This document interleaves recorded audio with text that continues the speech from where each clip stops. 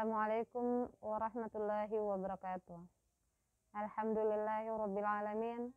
Nahmaduhu wa nasta'inuhu wa nastaghfiruhu wa na'udzu billahi min syururi anfusina wa min sayyiati a'malina. May yahdihillahu fala mudhillalah wa may yahdihillahu fala hadiyalah. Asyhadu an la ilaha illallah wa asyhadu anna Muhammadar Rasulullah.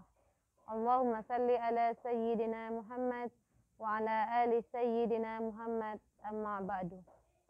Sebagai hamba Allah yang beriman, marilah kita panjatkan puji dan syukur kehadirat Allah Subhanahu wa taala yang telah memberikan kita kekuatan, kesehatan lahir dan batin kepada kita semua, sehingga kita masih bisa menikmati bulan yang penuh keberkahan ini.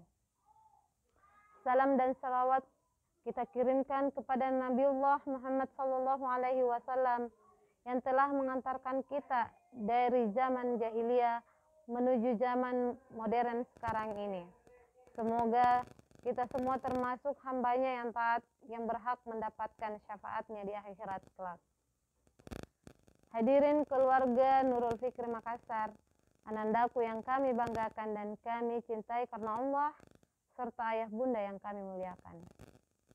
Islam adalah agama yang sempurna, yang mana yang tidak hanya memperhatikan hubungan manusia, tetapi hubungan manusia dengan Rabb-Nya dan manusia dengan manusia yang lainnya, atau biasa kita sebut dengan hablum minallah wa hablum minallah.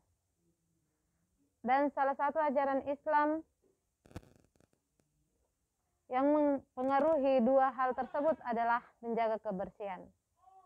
Allah Subhanahu wa taala sangat menghargai orang-orang yang menjaga kebersihan dan sangat mencintai kebersihan. Sesuai dalam surah Al-Baqarah ayat 222. Innallaha yuhibbut tawwabina wa yuhibbul mutatahhirin.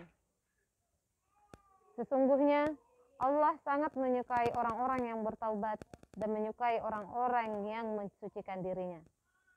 Oleh karena itu, kita sebagai seorang mukmin, kita diwajibkan untuk selalu menjaga kebersihan diri sendiri maupun lingkungan sekitar kita, agar tercipta keindahan, kebersihan, dan ketentraman.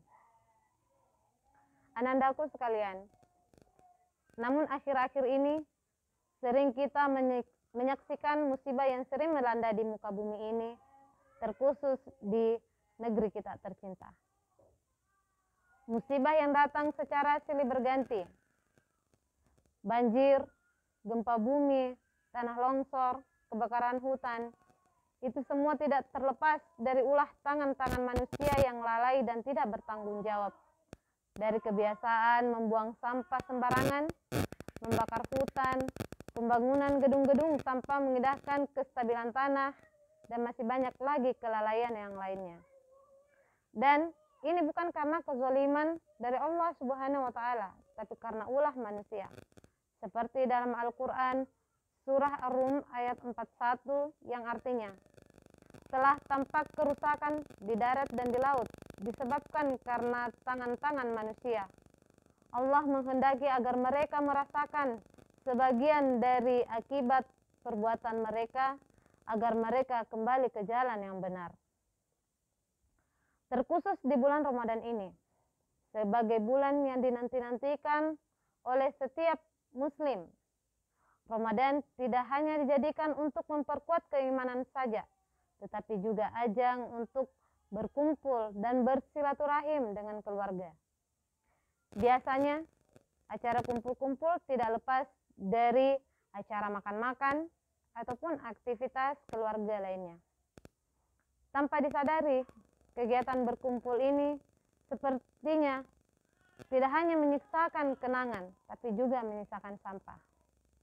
Sudah jadi kebiasaan, ketika kita ingin berbuka tiba, kita kalap dan memesan makanan yang banyak, jadinya mubazir. Selain sayang tidak dimakan, mengingat masih banyak saudara-saudara kita yang membutuhkan, ini juga menyisakan sampah.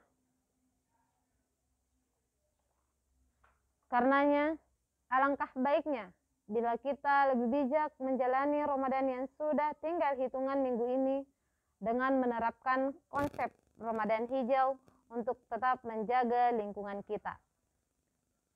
Yang pertama, membawa wadah makanan atau minuman sendiri ketika Anda mengikuti kegiatan berbuka bersama atau kumpul bersama dengan keluarga untuk mengurangi penggunaan sampah plastik. Yang kedua, hindari menyisakan makanan dan minuman. Pesanlah makanan dengan kesadaran, bukan karena kerakusan. Ini berlaku saat memasak makanan untuk sahur. Sampah makanan yang terbuang sering dinilai tidak berbahaya karena dapat menjadi pupuk kompos.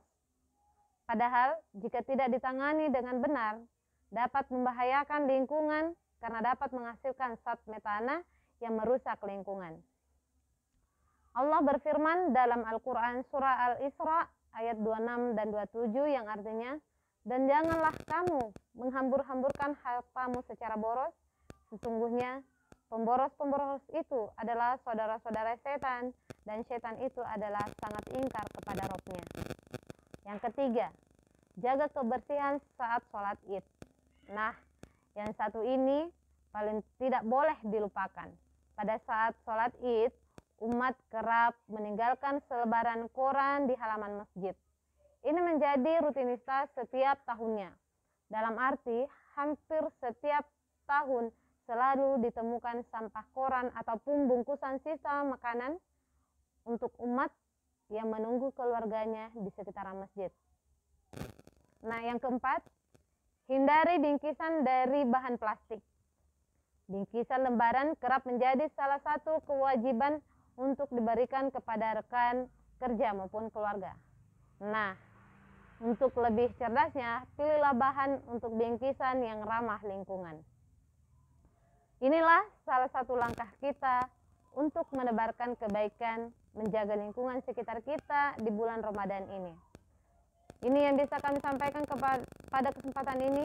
Semoga bermanfaat dan bisa kita manfaatkan bersama. Wassalamualaikum warahmatullahi wabarakatuh.